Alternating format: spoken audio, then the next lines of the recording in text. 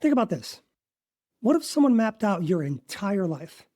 Your DNA, your hometown, your specific family tree, all the way back 7 centuries before you were even a thought. If even one tiny detail was off, the whole thing would be a lie. That's basically the challenge that the Old Testament set for the Messiah. This all starts at the very beginning of human history. In Genesis 3:15, right after everything goes south in the garden, God makes this cryptic promise to the serpent.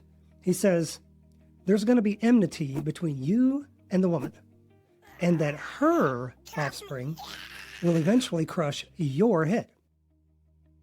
It's a bit of a weird phrase because it mentions the offspring of a woman instead of a man. You see, usually, back then, everything was about the father's line, his lineage. Notice it says her offspring, though. This is because Jesus didn't have an earthly father. Where your daddy at? I had to read this multiple times before I realized how intentional the wording was on this.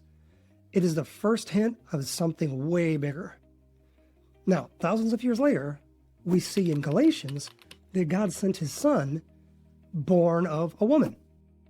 The crusher finally showed up.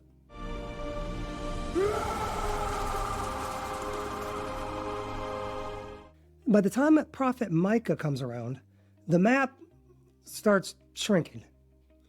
Micah 5:2 basically says, the Messiah can't just come from anywhere. He had to come from Bethlehem Ephrathah. I think I said that right.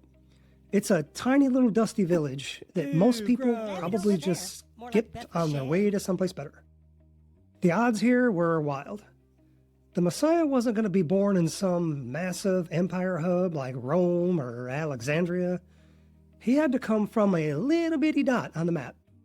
And as we see in Matthew, that is exactly where Jesus was born, while Herod was in charge.